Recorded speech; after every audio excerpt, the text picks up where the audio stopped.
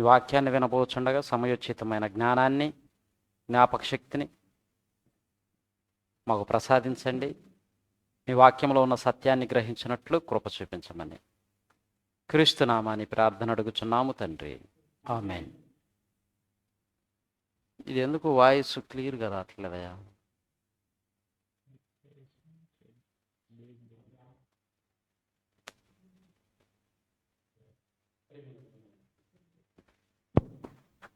Hello, ప్రేమన దేవుని వల్లరా, hello, ప్రేమన దేవుని వల్లరా, ఈరోజు దేవుని వాక్యంలో నుంచి ఒక సంగతిని మనం ఆలోచిద్దాం. భూమిని తల్లకిందులు చేయువారు ఎవరు? భూమిని తలక్రిందులు చేయువారు ఎవరు? ప్రేమన దేవుని వల్లరా, భూమిని తలక్రిందులు చేయటం అంటే ఏదో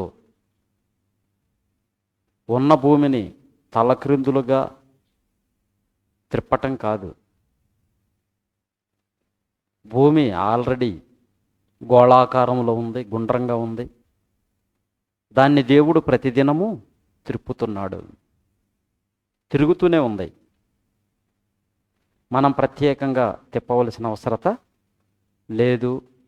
పోని తిప్పగలరా అంటే ఈ ప్రపంచంలో ఏ దేశము, ఏ ప్రభుత్వం దాన్ని నడిపించలేదు. దేవుడు ఒక్కడు మాత్రమే ఈ భూమిని త్రిప్పగలడు. దేశం అంటే మట్టి కాదు, మనుషులు అన్నారు గురజాడ అప్పారావు గారు. దేశం అంటే మట్టి కాదు, మనుషులు. భూమిని తలక్రిందులు చేయటం అంటే భూమిని తిప్పటం కాదు, భూమి మీద ఉన్న మనుషుల ఆలోచనలను తల్లక్రిందులు చేయాలి. మనిషి ఆలోచిస్తున్న ఆలోచనలు తల్లక్రిందులు చేయగలిగే సామర్థ్యం, సత్తా, సబ్జెక్టు ఉంది అంటే ఒక్క బైబిలుకు మాత్రమే ఉంది.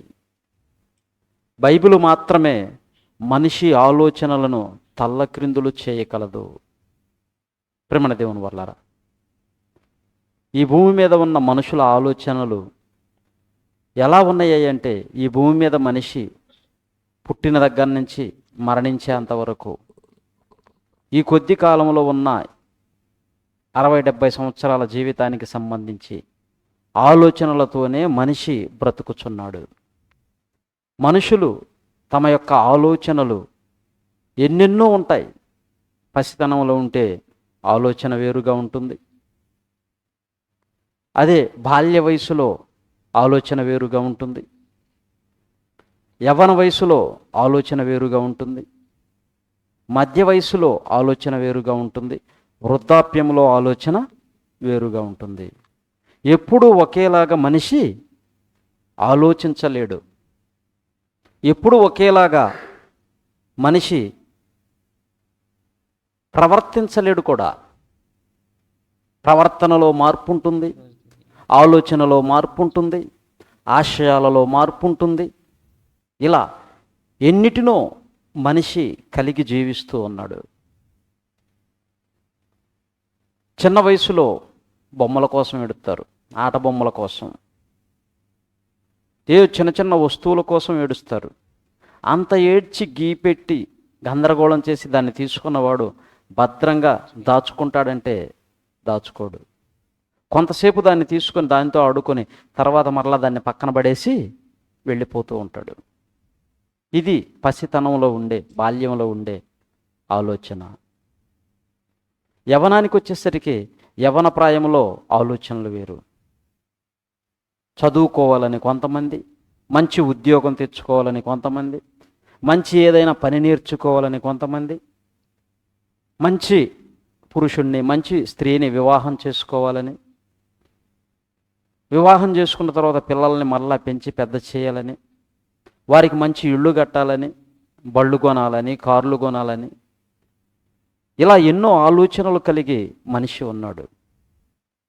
బ్రతుకుతున్నాడు, బ్రతుకుని కొనసాగిస్తూ ఉన్నాడు.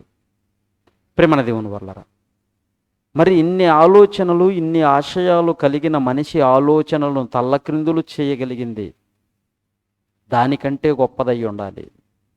ఈ ప్రకృతి సంబంధమైన భూ సంబంధమైనది కానిదై ఉండాలి. ఈ ప్రకృతి సంబంధమైన ఆలోచనలు ఏమి తినాలి, ఏమి త్రాగాలి, ఏమి ధరించుకోవాలి, ఇదే ఈ భూ సంబంధమైన ఆలోచన, ప్రకృతి సంబంధమైన ఆలోచన. ప్రేమణ దేవుని వాళ్ళారా, దేవుడిచ్చిన ఈ ఆయుష్ కాలంలో మనిషి ఆలోచిస్తున్న ఈ ఆలోచనలను తల్లక్రిందులు చేయాలి. మనిషి అనుకుంటాడు నాకు అన్నీ తెలుసు అనుకుంటాడు. డాక్టరు ఆయన పరిజ్ఞానంలో, ఆయన వైద్య రంగంలో ఆయనకి తెలిసింది చెప్పగలడు. ఏ రంగానికి చెందినవారు శాస్త్రవేత్తలైతే వారి పరిశోధనలో చేసిన వాటిని, ఇంజనీరు ఆయన రంగంలో బిల్డింగ్స్, రోడ్స్ ఎలా చేయాలి, సాఫ్ట్వేర్ కంపెనీ ఆ సాఫ్ట్వేర్ విధానంలో కంప్యూటర్స్, మొబైల్స్, ఈ ఇంటర్నెట్ వీటన్నిటిని ఎలా తయారు చేయాలి, ఎలా వాడాలి, ఇలా ఎన్నో పరిజ్ఞానం కలిగిన మనిషి మరి దేవుని జ్ఞానాన్ని దగ్గరికి వచ్చేసరికి ఏమీ తెలియని వాడిగానే ఉండిపోయాడు, ఆలోచన లేనివాడిగానే ఉండిపోయాడు. ప్రేమణ దేవుని వాళ్ళారా, మరి యేసుక్రీస్తు వారు ఉన్నటువంటి ఆ కాలంలోనే ఎంతోమంది తమ యొక్క ఆలోచనలను తల్లక్రిందులైపోయినట్లుగా వారి మాటల్లోనే మనం చూస్తాం. చూడండి, మత్తయి సువార్త 7వ అధ్యాయం 28వ వచనం. మత్తయి సువార్త 7వ అధ్యాయం 28వ వచనం, 29వ వచనం. యేసు ఈ మాటలు చెప్పి ముగించినప్పుడు జనసమూహములు ఆయన బోధకు ఆశ్చర్యపడుచుండిరి. ఎలయనగా ఆయన వారి శాస్త్రుల వలె కాక అధికారము గలవాని వలె వారికి బోధించెను. ప్రేమణ దేవుని వాళ్ళారా, యేసుక్రీస్తు వారు బోధ విన్నవారు ఏమైపోయారంట? ఆశ్చర్యానికి ఆశ్చర్యపోతున్నారు. ఇదేమిటి, మేము ఎప్పుడు వినలేదే, ఇంతగా ఇలా చెప్పగలుగుతున్నాడు అంటే వారు అనుకున్న ఆలోచనలన్నిటినీ ఈయన చెప్పిన మాటలు ఏం చేస్తున్నాయి? తల్లక్రిందులు చేస్తున్నాయి. ఇంతకుముందు ఎంతోమంది చెప్పారు, శాస్త్రులు, పరిసయ్యులు, బోధకులు ఉన్నారు, దేవాలయంలో బోధ చేస్తూ ఉన్నారు. ఆ బోధ చేసిన వ్యక్తుల బోధ కంటే యేసుక్రీస్తు వారి బోధ ఎలా ఉందంట? అధికారము కలిగిన వాని వలె బోధించెను. అధికారము కలిగిన వాడిగా బోధించాడు. మరొక మాట చూడండి, యోహాను సువార్త 7వ అధ్యాయం 45. యోహాను సువార్త 7వ అధ్యాయం 45వ వచనం. ఆ బంట్రోతులు ప్రధాన యాజకుల యొద్దకును పరిసయ్యుల యొద్దకు వచ్చినప్పుడు వారు మీరెందుకు ఆయన తీసుకొని రాలేదు? బంట్రోతులు అంటే తెలుసు, వాళ్ళు చాలా కఠినమైన హృదయంతో ఉంటారు, అవునా కదా? మళ్ళాగా అమ్మాయి అని మాట్లాడరు, పెటామని కొడతారు, దెబ్బేస్తారు, దుర్భాష మాట్లాడతారు, ఈడ్చుకొని పోతారు. వాళ్ళ బిహేవియర్ ఎలా ఉంటుంది అంటే చాలా కఠినంగా, కర్కశంగా, క్రూరంగా ఉంటుంది. యేసుక్రీస్తు వారిని బంధించటానికి ఆ కాలంలో ఉన్నటువంటి అధికారులు బంట్రోతులను పంపించారు. పంపించి ఆయన్ని తీసుకొని రమ్మన్నప్పుడు వాళ్ళు వెళ్ళి ఆయన మాటలు విని తిరిగి వచ్చేసారు. ఆయన తీసుకొని రాకుండా వచ్చారు. కనపడలేదా అంటే కనపడకుండా ఏం లేడు, ఎక్కడ దాక్కోలేదు, ఆయన కనపడకుండా పోలేదు, వెళ్ళాడు, కనపడ్డాడు, చూశారు, ఆయన మాట్లాడుతున్న మాటలు విన్నారు, విని వచ్చారంటే ఆయన తీసుకొని వచ్చారని కదా, ఆయన తీసుకొని రాలేదు, ఆయన వదిలేసి వచ్చారు. వచ్చి వాళ్ళు ఆ యొక్క ప్రధానులతో, అధికారులతో ఏమని సమాధానం చెప్తున్నారో అక్కడ మనం చూస్తే, ఆ బంట్రోతులు ఆ మనుషుడు మాట్లాడినట్లు ఎవడును ఎన్నడూనూ మాట్లాడలేదు. యేసుక్రీస్తు వారి బోధ ఎలా ఉందంట? ఆయన ప్రకటించినట్లు, ఆయన మాట్లాడినట్లు ఎవ్వరూ ఇంతవరకు మేము వినలేదు. ఎవరు మాట్లాడినట్టు చూడలేదు, వినలేదు. అంటే యేసుక్రీస్తు వారి బోధ అధికారము కలిగిన వాని వలె బోధించుచున్నాడు. ఇది కాదు అనటానికి వీలు లేని మాటలు ప్రకటించాడు. ఆయన మాటలు విన్న అనేకుల కఠిన హృదయాలు కూడా మార్పు చెందాయి. అంటే వాళ్ళ ఆలోచనలను ఏం చేశాడు? తల్లక్రిందులు చేశాడు. బంధించాలని వెళ్ళిన వాళ్ళ ఆలోచనలను తల్లకిందులు చేసి వాళ్ళు వెనక్కి తిరిగి వచ్చేటట్లు చేశారు. ఇంకా ముందుకు చదవండి.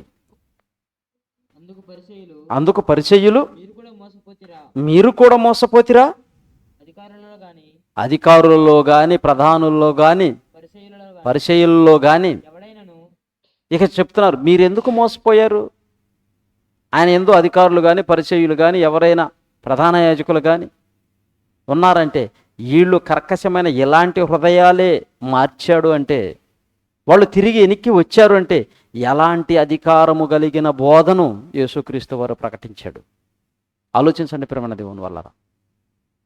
భూమి మీద ఉన్న మనిషి ఆలోచనలు తల్లక్రిందులు చేయగలిగిన శక్తి, సబ్జెక్టు బైబిల్కు మాత్రమే ఉంది. శాస్త్రవేత్తలు గొప్పగా చెప్పుకుంటున్నారు, మేము అది చేసాం, మేము ఇది చేసాం, అవి చేసాం, ఈ చేసామని ఎన్నో గొప్పలు చెబుతున్నారు. కానీ వాక్యం దగ్గరికి వచ్చేసరికి అవన్నీ దేవుడు పెట్టగా వచ్చినవి. వీళ్ళ సొంతంగా ఏ చేసినవి లేవు. ఈ మొబైల్ చేశారు, లేదా ఈ టేబుల్, ఈ స్టీలు, ఇవన్నీ రా మెటీరియల్ ఎక్కడి నుంచి వచ్చింది? మొబైల్కి దానికి కావలసినటువంటి మెటీరియల్ అంతా ఎక్కడి నుంచి వచ్చింది? భూమిలో నుంచి వచ్చింది. ఫ్యాను కానీ లైట్ కానీ ఏదైనా సరే, ప్రతి వస్తువు, ఏ మెటీరియల్ అయినా సరే భూమిలో నుంచి రావాలి. ఆ భూమిని చేసింది ఎవరు? భూమిలో దాన్ని పెట్టింది ఎవరు? బంగారు కానీ, వెండి కానీ, ఇనుము కానీ, ఇత్తడి కానీ, స్టీలు కానీ, ప్లాస్టిక్ కానీ, సమస్తాన్ని పెట్టింది దేవుడు. దేవుడు పెడితే వాటిని కనుగొని తీసుకొని మనిషి చేశాడు. కలిగించినవాడు గొప్పవాడా, కనుగొన్నవాడు గొప్పవాడా? కలిగించినవాడు గొప్పవాడు, కనుగొన్నవాడు కాదు గొప్పవాడు. మీకు అర్థం కావాలంటే, మొబైల్ ఉంది, మొబైల్ని తయారు చేసిన కంపెనీ ఉంది, వాడుకునే మనం ఉన్నాం, వాడుతున్న మనం ఉన్నాం, ప్రజలున్నారు.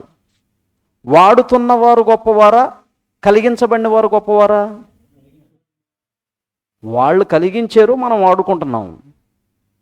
వాళ్లే గొప్పవాళ్ళు ఈ భూ సంబంధంగా చూసుకుంటే. మరి దైవిక పరంగా చూస్తే దేవుడు ప్రకృతిలో అన్నిటినీ పెట్టాడు.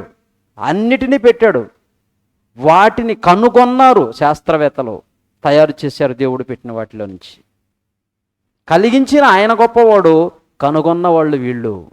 దేవుడు పెట్టగా కనుగొన్నారు, కానీ దేవుణ్ణి పక్కన పెట్టేసి మేము గొప్పవారమని చెప్పుకుంటున్నారు. అలాంటి వారి ఆలోచనలను తల్లక్రిందులు చేయటానికే యేసుక్రీస్తు వారు ఈ భూమి మీదకి వచ్చాడు. భూమి మీద ఉన్న మనుషుల ఆలోచనలను తల్లక్రిందులు చేయటం ఎవరికి సాధ్యం? బైబిల్ పుట్టుకున్న క్రైస్తవుడికి సాధ్యం. మనుషులు కలిగించింది ఏమీ లేదండి. పోనీ నేను ఫలాంది కనుగొన్నాను, లేదా నేను ఫలాంది తయారు చేశానంటే, దేవుడు కలిగించిన ప్రకృతిలో నుంచి ఏది తీసుకోకుండా ఒకదాన్ని తయారు చేయమనండి, చేయగలడా? చేయలేరు. దేవుడు కలిగించిన దానిలో నుంచి తీసుకోకుండా శూన్యంలో నుంచి ఏదైనా ఒకదాన్ని తయారు చేయమనండి, చేయలేడు. గాలిని చేయలేడు, సూర్యుని చేయలేడు, మట్టిని చేయలేడు, గ్రహాలను చేయలేడు. ఈ యొక్క ప్రకృతిలో ఉన్న దేనిని మనిషి తయారు చేయలేడు, కలిగించలేడు. దేవుడు కలిగించగా వాటిని రూపాన్ని మారుస్తున్నాడు. ప్లాస్టిక్ ఒకప్పుడు మట్టిలో ఉంది, దాన్ని తీసి ఏం చేశాడు? ప్లాస్టిక్ కుర్చీలు చేశాడు, ఎన్నో వస్తువులు చేశాడు, చెట్ల నుంచి కలప నుంచి తీశాడు, ఎన్నిటినో రబ్బర్ని తయారు చేశాడు, పేపర్లు తయారు చేశాడు. ఇవన్నీ కూడా దేవుడు ప్రకృతిలో పెట్టినవి, దేవుడు కలిగించగా కలిగినవి. మనిషి కనుగొన్నాడు. కలిగించినవాడు గొప్పవాడా, కనుగొన్నవాడు గొప్పవాడంటే కలిగించిన ఆయన గొప్పవాడు, దేవుడు గొప్పవాడు. ఆయన యేసుక్రీస్తు వారు మాట్లాడుతున్న మాటలు విన్న ఎంతోమంది ఆశ్చర్యపోయారు. ఆయన బోధ విన్నవారు కనీసం ఆహారము నీళ్లు కూడా మరిచిపోయి 3 దినాలు అలానే ఉండిపోయారు. ఆయన చెప్తూ ఉన్నాడు, ఉండిపోయారు, వింటున్నారు. వారు అప్పటికి ప్రాణం సొమ్మసిల్లిపోతుందని వాళ్ళందరినీ ఊరికే పంపించకుండా, ఆకలితో పంపించకుండా వారందరికీ యేసుక్రీస్తు వారు ఏం చేశాడు? భోజనాన్ని వడ్డించాడు, భోజనం పెట్టించాడు. అందరూ తృప్తిగా తిన్నారు. ఆయన చేసే ప్రతి కార్యము ఆశ్చర్యము కలిగించేది. అబద్ధాలు మోసాలు చెప్పి మాయలో మంత్రాలు చేసేవాడు కాదు. ఓం భీం భీం బాం అని మంత్రం చేసేవాడు కాదు. ఇక్కడ మాయమై అక్కడ ప్రత్యక్షం అయ్యేవాడు కాదు.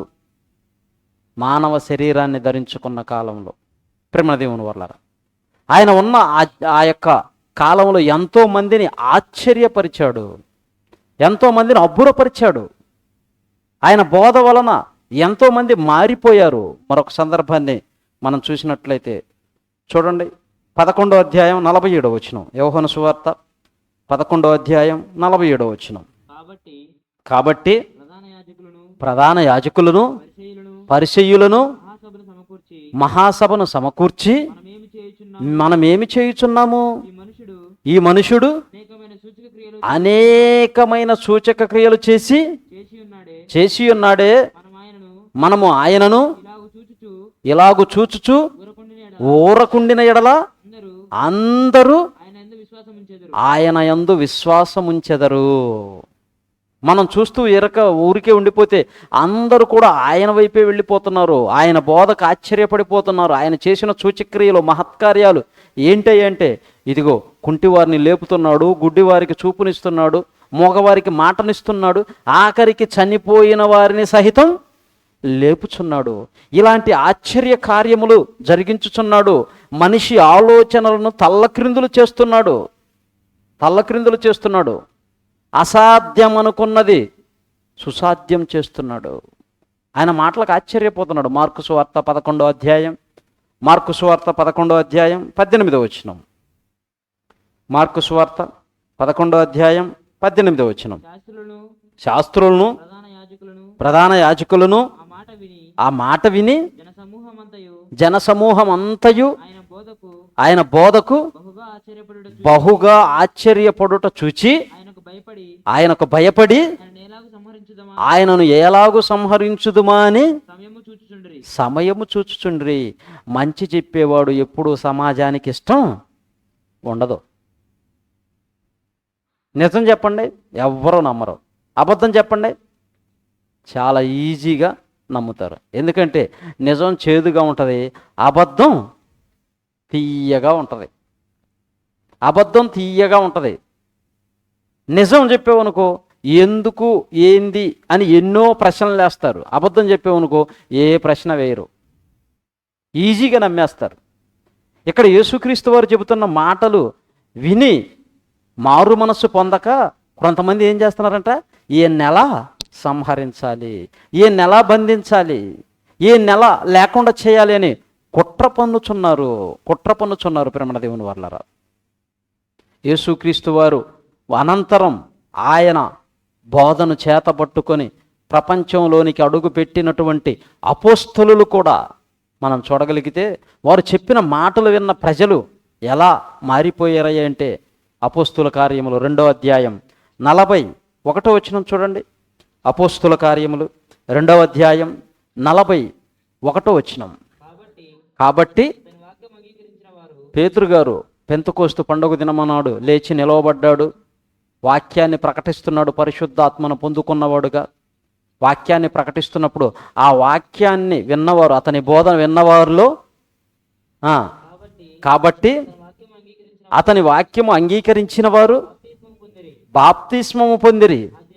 ఆ దినమందు ఇంచుమించు 3,000 మంది చేర్చబడ్డారు. పేతురు గారు అపోస్తలులో అగ్రగణ్యుడిగా ఉన్నటువంటి పేతురు గారు బోధ చేస్తే, ఆ బోధ విని వాక్యం ప్రకటిస్తే, ఆ వాక్యాన్ని విని ఆ వాక్యాన్ని అంగీకరించి ఎంతమంది మారు మనసు పొందారు, బాప్తిజం తీసుకున్నారు, వారి ఆలోచనలను తల్లక్రిందులు చేసుకున్నారు అంటే 3,000 మంది బాప్తిజం తీసుకున్నారు. 3,000 మంది బాప్తిజం తీసుకున్నారు. అంటే అంతమంది ఆలోచనలను తల్లక్రిందులు చేశాడు పేతురు గారు దేవుని వాక్యం ద్వారా. పరిశుద్ధాత్మ సహాయము ద్వారా. ఆలోచించండి. భూమిని తల్లక్రిందులు చేయటం అంటే భూమిని తిప్పటం కాదు, ఆల్రెడీ గుండ్రంగానే ఉంది, తిరుగుతూనే ఉంది, నువ్వు నేను తిప్పాల్సిన అవసరం లేదు. మనిషి ఆలోచిస్తున్న ఆలోచనలను తల్లక్రిందులు చేయాలి. అది దేవుని యొక్క వాక్యముతో వారు అనుకుంటున్నది ఎలా అవాస్తవమో, మనం చెబుతుంది ఎలా వాస్తవమో నిరూపించాలి. అప్పుడు మనిషి యొక్క ఆలోచనలను తల్లక్రిందులు చేసిన వారు, భూమిని తల్లక్రిందులు చేసిన వారు. ప్రేమ దేవుని వాళ్ళారా, పేతురు గారు ప్రకటించిన మాటకు ఎంతమంది అయ్యా అంటే 3,000 మంది బాప్తిజం తీసుకున్నారు. మరొక సందర్భాన్ని మనం చూడగలిగితే అదే అపోస్తుల కార్యములు చూడండి. అపోస్తుల కార్యములు 3వ అధ్యాయం, 4వ అధ్యాయం, అపోస్తుల కార్యములు 4వ అధ్యాయం 4వ వచనం. వాక్యము వినిన వారిలో అనేకులు నమ్మిరి, వారిలో పురుషుల సంఖ్య ఇంచుమించు 5,000 అయ్యను. అక్కడ 3,000 అయింది. అక్కడ స్త్రీలు పురుషులు ఉండొచ్చు 3,000 మందిలో. ఇక్కడ కేవలం పురుషులే ఎన్ని వేల మంది అయ్యారంట? 5,000 మంది. 5,000 మంది ఆలోచనలను తల్లక్రిందులు చేయగలిగారు అపోస్తలులు. ఆ తరువాత అనేక శ్రమలు వచ్చాయి. శ్రమలు వచ్చినంత మాత్రాన్ని విడిచిపెట్టలేదు దేవుని వాక్యాన్ని. అనేక ప్రాంతాలకు వెళ్ళి వాక్యాన్ని ప్రకటించారు. 8వ అధ్యాయం 1వ వచనం చూడండి. ఆ కాలమందు యెరూషలేములో ఉన్న సంఘమునకు గొప్ప హింస కలిగినందున అపోస్తలులు తప్ప అందరూ యోదయ సమరయ దేశములయందు చెదిరిపోయిరి. భక్తిగల మనుషులు స్టెఫెను సమాధి చేసి అతనిని గూర్చి బహుగా ప్రలాపించిరి. సౌలైతే ఇంటింటా జొచ్చి పురుషులను స్త్రీలను ఈడ్చుకొని పోయి చెరసాలలో వేయించి సంఘమును పాడు చేయుచుండెను. కాబట్టి చెదిరిపోయిన వారు సువార్త వాక్యమును ప్రకటించుచు సంచారము చేసిరి. వెళ్ళిపోయిన వాళ్ళు ఏం చేశారంట? అమ్మో చంపుతున్నాడు, ఇంక మనకెందుకులేని చెప్పి ఎక్కడో వెళ్ళి తలదాచుకొని మన పని మనం చేసుకొని బ్రతుకుదాం అనుకోలేదు. మనం తెలుసుకున్న ఈ సత్యాన్ని ఎలాగైనా ప్రకటించాలి, తెలియని వారికి తెలియచేయాలి, మనుషుల ఆలోచనలను తల్లక్రిందులుగా చేయాలి, మార్చాలి. ఈ లోకమే శాశ్వతం అనుకుంటున్నారు, ఈ లోకంలో ఉన్నవే శాశ్వతం అనుకుంటున్నారు.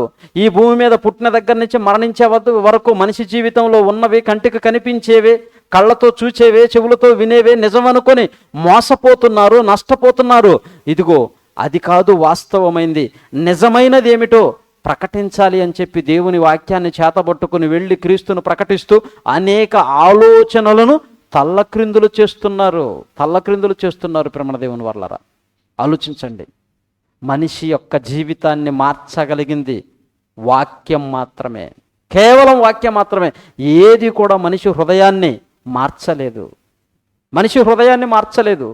సినిమాలా మార్చలేవు, సీరియల్లా మార్చలేవు, చదువులా మార్చలేవు.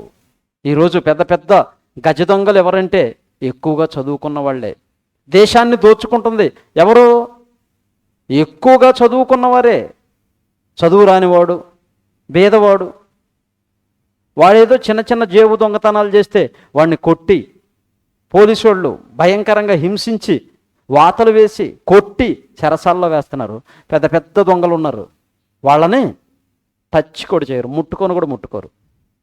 వాళ్ళకి మంచి రూమ్ ఇచ్చి, టీవీ ఇచ్చి, జైల్లో కూడా సకల సౌకర్యాలు సమకూరుస్తారు. దొంగతనం చేసిన వాడిని విపరీతంగా కొడుతున్నారు లాఠీ తీసుకొని. పెద్ద దొంగ ఉన్నాడు, దేశాన్ని ప్రజల సొమ్మును దోచుకున్న, కోట్ల రూపాయలు కొల్లగొట్టిన ఎంతోమంది బడా దొంగలు ఉన్నారు. వాళ్ళకి మాత్రం క్షేమంగా చుట్టూ మళ్ళా సెక్యూరిటీ, పోలీసులు దగ్గరుండి తీసుకుని వెళతారు ఎంతో క్షేమంగా.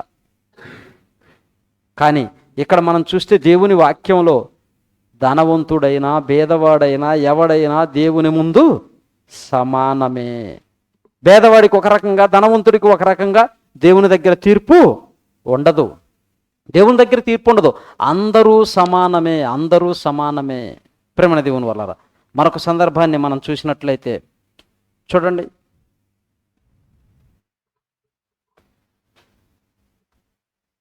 కొరింథీయులకు రాసిన మొదటి పత్రిక 1వ అధ్యాయం 20వ వచనం. కొరింథీయులకు రాసిన మొదటి పత్రిక 1వ అధ్యాయం 20వ వచనం. జ్ఞాని ఏమాయను, శాస్త్రి ఏమాయను, ఈ లోకపు తర్కవాది ఏమాయను. పౌలు గారు ఈయన కూడా దేవుని వాక్యాన్ని చేతబట్టుకున్నాడు, లోకంలోనికి వెళుతున్నాడు, వెళ్ళి అనేకుల ఆలోచనలను త్రిప్పుచున్నాడు. నువ్వెవరు? జ్ఞానివా? స్కాలర్వా? నువ్వెంత గొప్పవాడివైనా సరే అంటున్నాడు. జ్ఞాని ఏమాయను, శాస్త్రి ఏమాయను, ఈ లోకపు తర్కవాది ఏమాయను. ఈ లోక జ్ఞానమును దేవుడు వెర్రితనముగా చేసి ఉన్నాడు. నీ చదువు, ఈ లోక జ్ఞానం ఎంతవరకు నీకు ఉపయోగపడుతుంది? నీ చదువు, నీ లోక జ్ఞానం, నీ తెలివితేటలు ఎంతవరకు నీకు ఉపయోగపడతాయి? ఎంతవరకు ఉపయోగపడతాయంటే నువ్వు బ్రతికినంత వరకు. నువ్వు పిహెచ్డి చేసినా, ఏ హెచ్డి చేసినా, అన్ని హెచ్డీలు కూడా ఎక్కడితో ఆగిపోతాయి? నీ మరణంతో ఆగిపోతాయి. అంతటితో శూన్యం. నువ్వు నేర్చుకున్నదంతా శూన్యం. నువ్వు ఏదైనా నేర్చుకో. నెలకు 1,00,000 సంపాదించవచ్చు, 2 లక్షలు సంపాదించవచ్చు, 5 లక్షలు సంపాదించవచ్చు, ₹1,00,000 సంపాదించవచ్చు. కానీ నువ్వు నేర్చుకున్న విద్య, నువ్వు నేర్చుకున్న చదువు అన్నీ కూడా నీ మరణంతో సమాధి చేయబడతాయి. మరి దేవుని జ్ఞానం, దేవుని యొక్క వాక్యం, ప్రేమణ దేవుని వల్ల ఆలోచించండి. దేవుని జ్ఞానం ఎప్పటి వరకు మనకు ఉపయోగపడుతుందంటే, ఇదే పౌలు గారు చెప్తున్న మాటను మనం చూస్తే,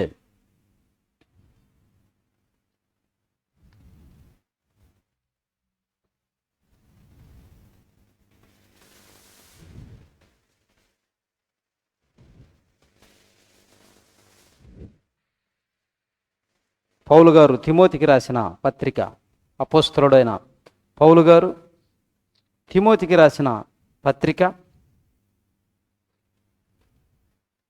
మొదటి పత్రిక 4వ అధ్యాయం.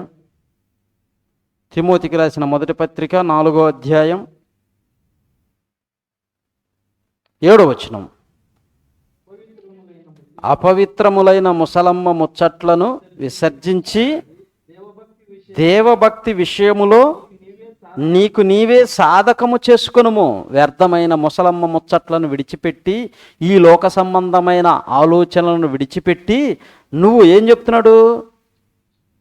వ్యర్థమైన ముసలమ్మ ముచ్చట్లను విసర్జించి దేవభక్తి విషయములో నీకు నీవే సాధకము చేసుకొనుము.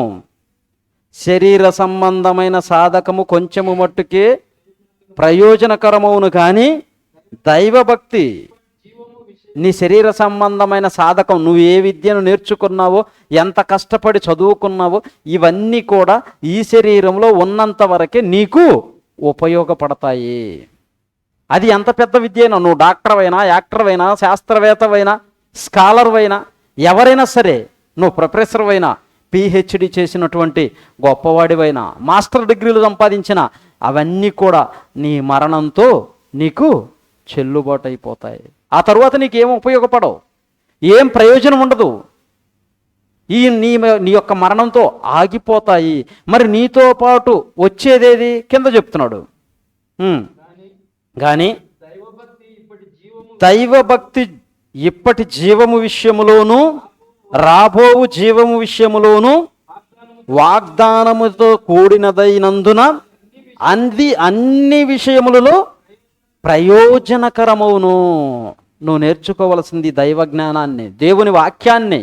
ఈ వాక్యాన్ని నేర్చుకుంటే ఈ జీవితములోను రాబోయే జీవితములోను, మరణము తరువాత ఉన్నటువంటి ఆ మహా జీవితం, శాశ్వతమైన జీవితం, ఈ జీవితం 60-70 సంవత్సరాల మట్టుకే ఉంటుంది.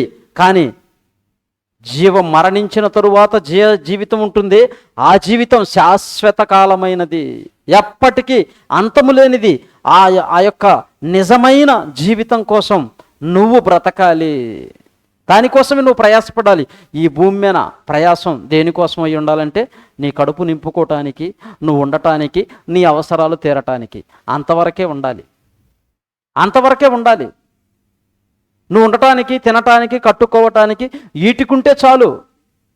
అందరికంటే నేను కోటీశ్వరుని అయిపోవాలి, అందరికంటే నేను గొప్పగా ఉండాలి, అందరూ నన్నే చూడాలి అనే ఆలోచనతో ఉండవలసిన అవసరం లేదు ప్రేమ దేవుని. ఇది భూ సంబంధమైన ఆలోచనలు, ప్రకృతి సంబంధమైన ఆలోచనలు అలా ఉంటే నువ్వు పరలోకానికి చేరలేవు. దేవుడు అదే అంటున్నాడు, ఇదిగో మీరు చేసుకుంటున్న ఈ సాధకం. తండ్రి ఉన్నాడు, తండ్రి కుమారుడికి ఏదో ఒక విద్య నేర్పిస్తాడు, ఏదో ఒక విద్య నేర్పిస్తాడు. ఆ విద్య పొట్టకూటి కోసమై ఉండాలి. మనం చేయాల్సింది వాక్యాన్ని నేర్పించాలి, వాక్యాన్ని నేర్పించాలి, వాక్యం కొరకు నేర్పించాలి, పాటలు నేర్పించాలి, వాక్యాన్ని ప్రకటించేటట్లుగా నేర్పించాలి, పిల్లలకు మాదిరిగా ఉండాలి వాక్యంలో. అది దేవుడు మెచ్చుకునేది.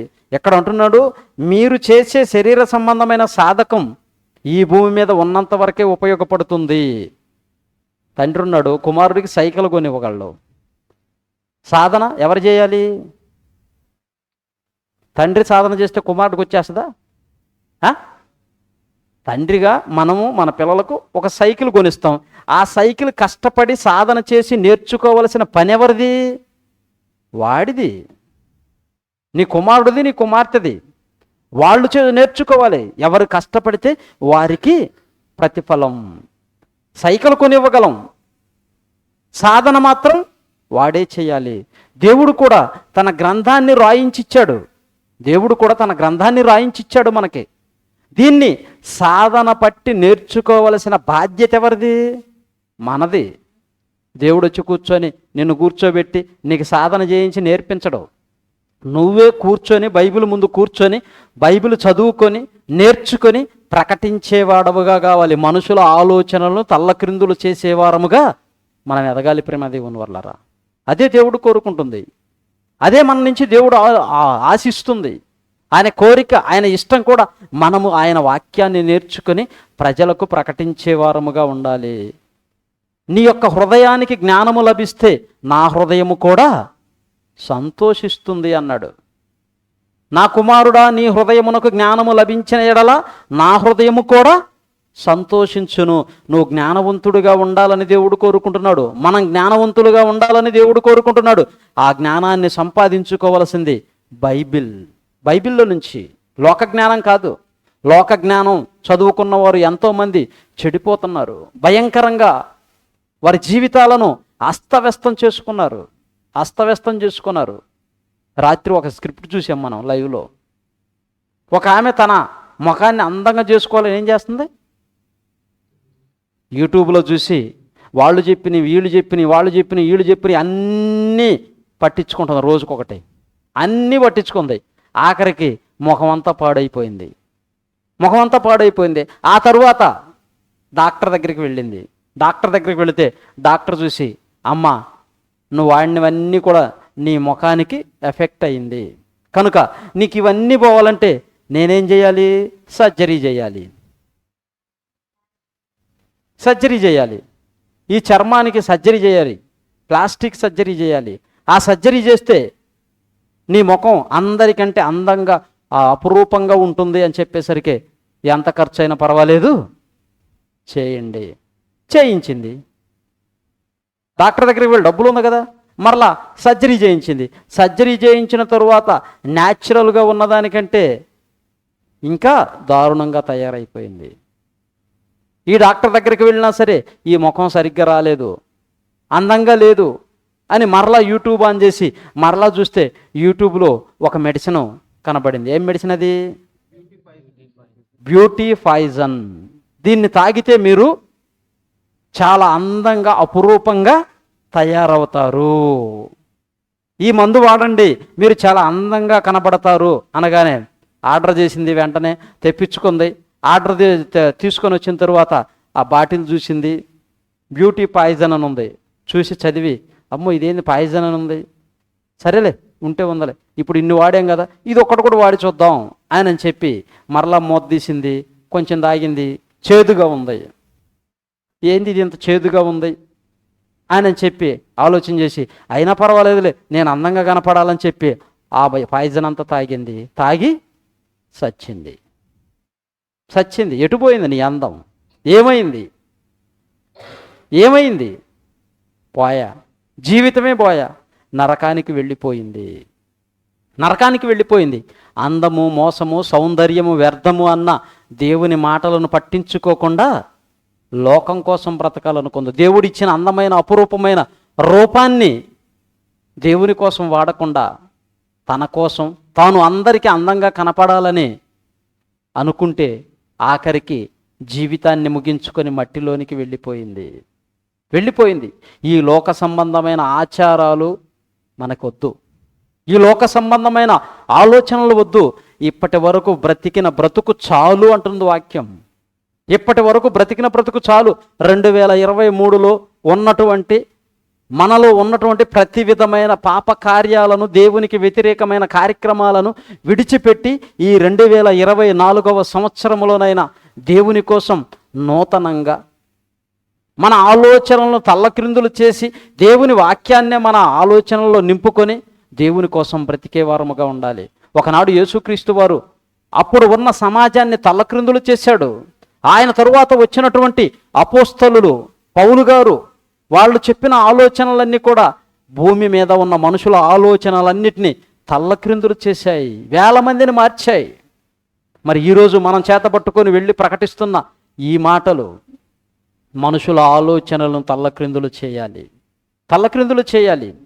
మరి ఈ కాలంలో క్రైస్తవ్యంలో ఎన్నో వేల మంది, లక్షల మంది బోధకులున్నా ఆ బోధకులందరి బోధను తల్లక్రిందులు చేసేటట్లుగా, మనుషుల ఆలోచనలను తల్లక్రిందులు చేసేటట్లుగా, శాస్త్రవేత్తలను సహితం తల్లక్రిందులు చేసే ఆలోచన బోధను ప్రవేశపెట్టింది జయశాలి శ్రీ పీడి సుందరరావు గారు. వాక్యంలో నుంచే, ఆయనది కాదు. దేవుడిచ్చిన మాటలు ఎంత విలువైనవో సమాజానికి అందించాడు. క్రైస్తవ సమాజానికి దేవుడు ఎంత గొప్పవాడో సమాజానికి తెలియచేశాడు. దేవుని పట్ల రోషంగా నిలబడ్డాడు. ఆయన మాటలను చేతబట్టుకొని ప్రకటించాడు. ఆయన తరం అయిపోయింది, ఇప్పుడు మన తరం ఉంది. మనం ఏం చేస్తున్నాం? లోకంలోనికి వెళ్ళి వాళ్ళని తల్లక్రిందులు చేస్తున్నామా? వాళ్ళు చేసే వాటిని చూసి మనం తల్లక్రిందులు అయిపోయి లోకాచారాలను పాటిస్తున్నామా?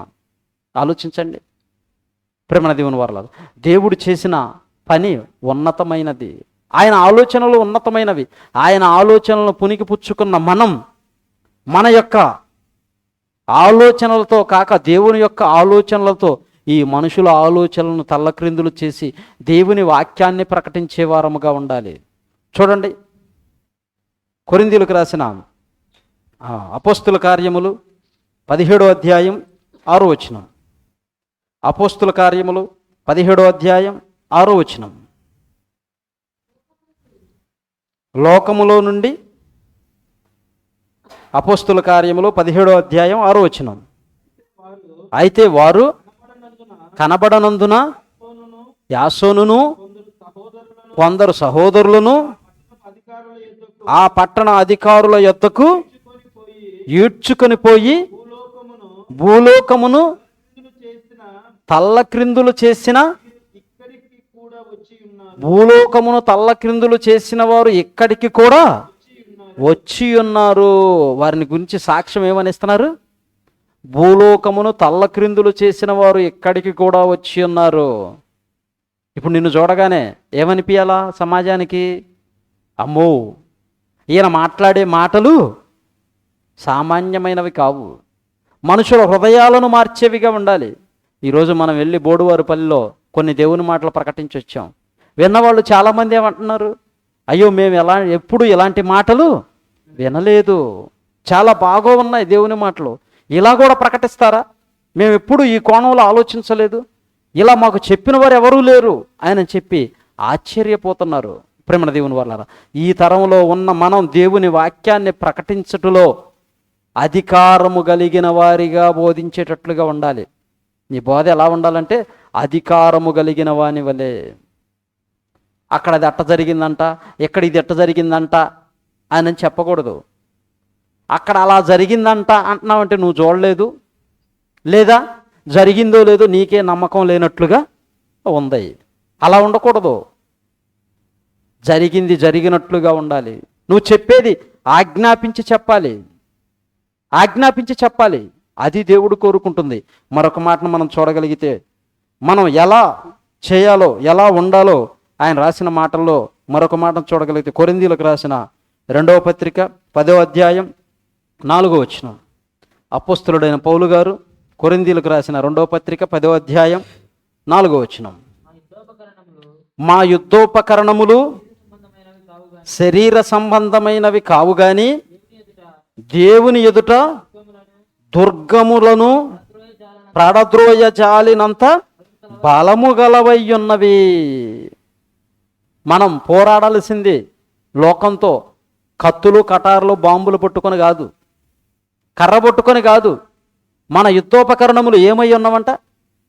ఈ లోక సంబంధమైనవి కావు. మా యుద్ధోపకరణములు శరీర సంబంధమైనవి కావు గాని దేవుని ఎదుట దుర్గములను పడద్రోయ జాలినంత బలము గలవై ఉన్నవి. నువ్వు విశ్వాసం అనే డాలు పుట్టుకోవాలి, సిద్ధ మనసు అనే జోళ్ళేసుకోవాలి, మహిమ శిరస్రాదమును ధరించుకోవాలి, వీటిని ధరించుకోవాలి. కత్తి బాంబు కర్ర చేతబట్టడం కాదు, అవి కాదు. నీ మనసులో దేవుని వాక్యాన్ని నింపుకొని ఈ మాటలను సమాజము మధ్య ప్రకటిస్తే ఆ మాటలు విన్న వారి హృదయాలు మారిపోవాలి, వారి ఆలోచనలను తల్లక్రిందులు చేయాలి. అప్పుడు దేవుణ్ణి మహిమపరిచిన వారం అవుతాం. దేవుడు మనకిచ్చిన జీవితంలో దేవుణ్ణి మహిమపరిచిన వారం అవుతాం. మనుషుల ఆలోచనలను తల్లక్రిందులు చేసేవారముగా ఉండాలి, తల్లక్రిందులు చేసేవారముగా ఉండాలి. ఎంతోమంది బాంబులు పట్టుకున్నారు, కత్తులు పట్టుకున్నారు, కర్రలు పట్టుకున్నారు, వాటితోనే నశించిపోయారు, వాటితోనే నశించిపోయారు. యేసుక్రీస్తు కత్తి బట్టలేదు, కర్ర బట్టలేదు, బాంబు బట్టలేదు. ప్రేమ అనే ఒక్క ఆయుధాన్ని పట్టాడు. ప్రేమ, ఆ ప్రేమ అనే ఆయుధాన్ని చేతబట్టి ఇదిగో ప్రపంచాన్నే జయించాడు. ప్రపంచంలో 400 కోట్ల మంది హృదయాలను గెలవగలిగాడు అంటే ఎంత గొప్ప విషయం. ఇన్ని కోట్ల మందిని ప్రభావితం చేసిన వారు భూమి పుట్టినది మొదలుకొని నేటి వరకు కూడా ఆయన్ని టచ్ చేయగలిగిన వాడు ఎవ్వరూ లేరు. ఈ కాలంలో 400 కోట్ల మంది. మరి ఇంతకుముందు బ్రతికిన వారు, అంతకుముందు బ్రతికిన వారు క్రైస్తవులు, క్రీస్తుని అంగీకరించిన వారు, వీళ్ళందరూ ఎవరయ్య అంటే ఆలోచనలను తల్లక్రిందులుగా చేయబడిన వారు, మారిపోయిన వారు, పుట్టిన దగ్గర నుంచి నేర్చుకున్న వాటిని అన్నిటిని విడిచిపెట్టి ఇదిగో ఇదే నిజమైన జ్ఞానం దేవుని మాటలని చెప్పి దేవుని కోసం బ్రతికిన వారు. ప్రేమ దేవుని వల్లరా అంతమంది ఆలోచనలను తల్లక్రిందులు చేయగలిగాడు ఒకే ఒక్కడు, one and only Jesus Christ. One and only Jesus Christ ఇన్ని కోట్ల మంది హృదయాలను గెలుచుకోగలిగాడు. ఎక్కడో యెరూషలేము ప్రాంతంలో, పాలస్తీనా ప్రాంతంలో యెరూషలేము అనే ఆ యొక్క మహానగరం దగ్గర బెత్లెహేమ్ అనే చిన్న గ్రామంలో, మారుమూల పల్లెటూరు గ్రామంలో పుట్టాడు. 2000 సంవత్సరాల క్రితం, 2000 సంవత్సరాల క్రితం మారుమూల ప్రాంతంలో పల్లెటూరులో పుట్టి అక్కడ ప్రారంభించాడు ఈ యొక్క విప్లవాన్ని, ఈ యొక్క ఉద్యమాన్ని. ఒక్కడుగా ప్రారంభించాడు. ఆ ఒక్కడి ద్వారా దేశాలు ఖండాలు దాటి ఇదిగో భూ ప్రపంచం అంతా ఉన్నటువంటి ప్రపంచంలో ప్రతి దేశంలో ఉన్న మనిషిని కూడా టచ్ చేశాడు. ఈరోజు యేసుక్రీస్తు అంటే తెలియని దేశం ఏదైనా ఉందా? తెలియని దేశం ఏదైనా ఉందా? ప్రతి దేశంలో క్రైస్తవులు ఉన్నారు, ప్రతి దేశంలో యేసుక్రీస్తు తెలుసు. అందరి హృదయాలను గెలిచాడు. దేన్ని బట్టి? తుపాకీ తయారు చేశాడు. తుపాకీ తయారు చేసి ఏం చేశారు? విజయాన్ని సాధించారా? ఎంతోమంది ప్రాణాలను బలిదీశారు. నువ్వు తయారు చేసిన ఈ జ్ఞానముతో చేసిన వస్తువు ఏం చేసింది అంటే అనేక మంది ప్రాణాలను తీసింది, అనేక మంది ప్రాణాలను తీసింది. దానివల్ల ఏంటి ప్రయోజనం? అదేమంటే దేశ రక్షణ కోసం అంటారు. దేశ రక్షణ కోసం తుపాకీలు అవసరమా? మానవ హృదయం గనక మారగలిగితే ఈ పోలీస్ స్టేషన్లు అవసరం లేదు, ఈ న్యాయస్థానాలు అవసరం లేదు, ఈ జైళ్ళు అవసరం లేదు. దొంగలు లేనప్పుడు పోలీసులు ఎందుకు? అవసరమా? అవసరం ఉంటుందా? ఉండదు. దొంగలు లేనప్పుడు పోలీసులు అవసరం లేదు, కోర్టులు అవసరం లేదు, న్యాయస్థానాలు అవసరం లేదు. యేసుక్రీస్తు ఆజ్ఞను పాటిస్తే ప్రతి దేశానికి, ప్రభుత్వానికి కొన్ని కోట్ల రూపాయల ఖర్చు తప్పిపోతుంది. తెలుసా? కొన్ని కోట్ల రూపాయల ఖర్చు తప్పిపోతుంది. దొంగలు ఉండరు, మోసగాళ్ళు ఉండరు. అలాంటప్పుడు ఇంకా పోలీస్ స్టేషన్లు అవసరం లేదు, జైళ్ళు అవసరం లేదు, న్యాయస్థానాలు అవసరం లేదు. వీటన్నిటికీ అయ్యే కోట్ల రూపాయల ఖర్చు. దేశ సరిహద్దుల్లో సైనికులు కూడా అవసరం ఉండదు. నేవీ, ఎయిర్ ఫోర్స్, ఇంకా అంతరిక్షంలో ఉన్నటువంటి వాటిని కూడా మనం కింది నుంచి బాంబులతోనే పేల్చేయాలి. శత్రు దేశాల నుంచి వచ్చేటువంటి వాటిని అని చెప్పి ఎన్నిటినో కలిగించుకున్నారు. ఇప్పుడున్న పరిస్థితిని బట్టి అలా మారిపోయాయి. కోట్ల మంది చనిపోతున్నారు యుద్ధాలు.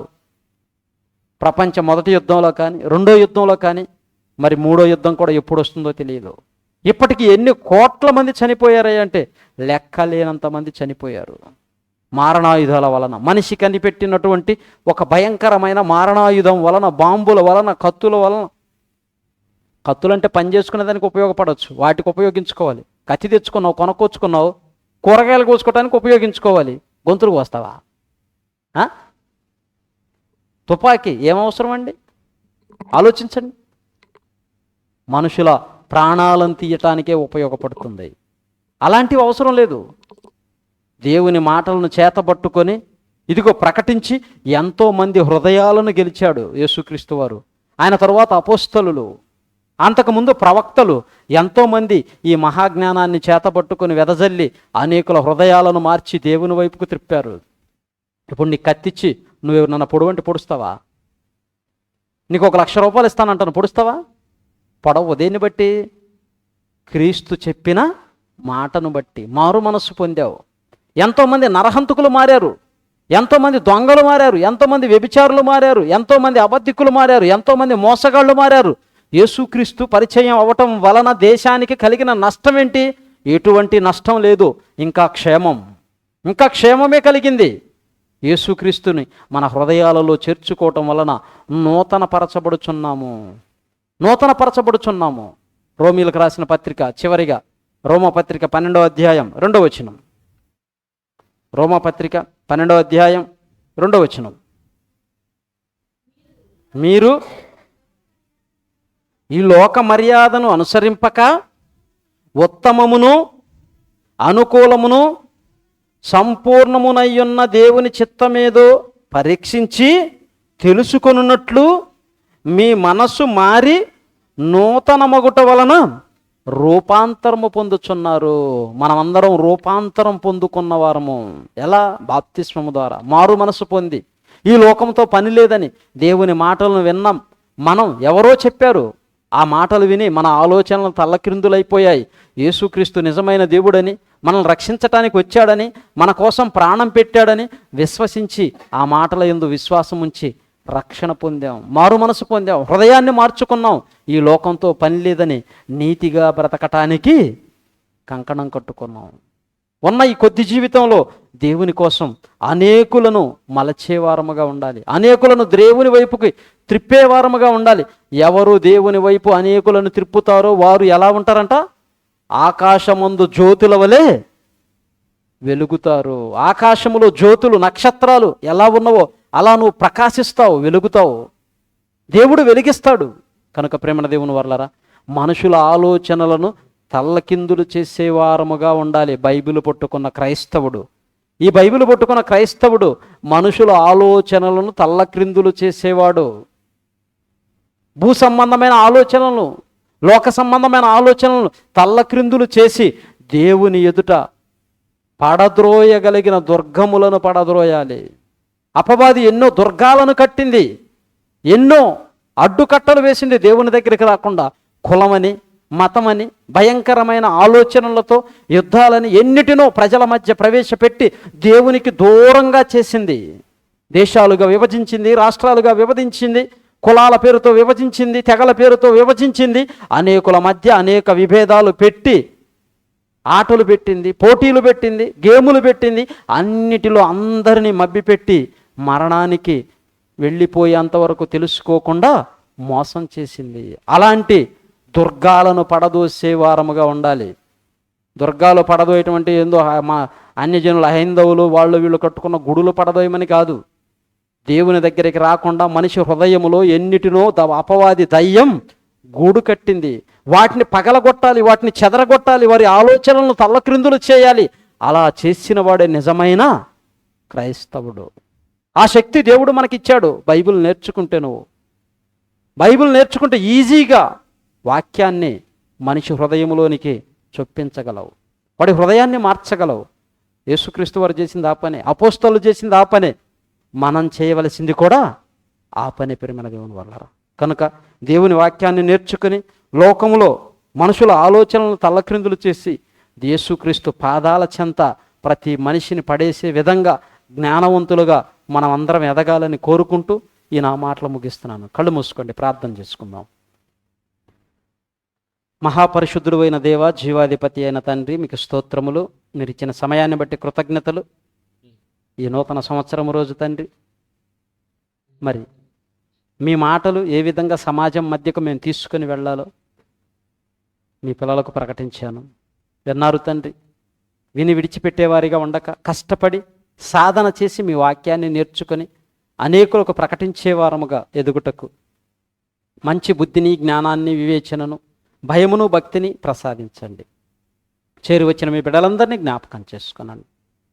ఈ 2024వ సంవత్సరంలో తండ్రి, మీకోసం ఉన్నతంగా బ్రతికి మీ పనిలో ఉన్నతంగా ముందుకు కొనసాగే భాగ్యాన్ని మాకు ప్రతి ఒక్కరికి ప్రసాదించండి. సంఘాన్ని మరింతగా అభివృద్ధి చేయండి. మీ పరిచర్యలో వాడుకోనండి.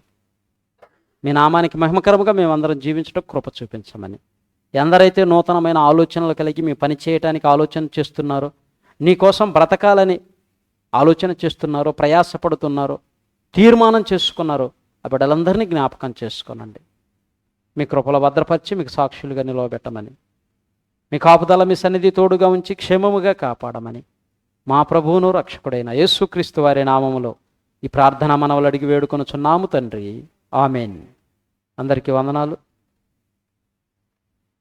ఆశీర్వాదం తీసుకుందాం. మన తండ్రి అయిన దేవుని ప్రేమ, కుమారుడైన యేసుక్రీస్తు వారి కృప, పరిశుద్ధాత్మని యొక్క అన్యోన్య సహవాసం సన్నిధి సదాకాలం మనందరికీ తోడయుండి నడిపించునుగాక. ఆమెన్. వందనాలు.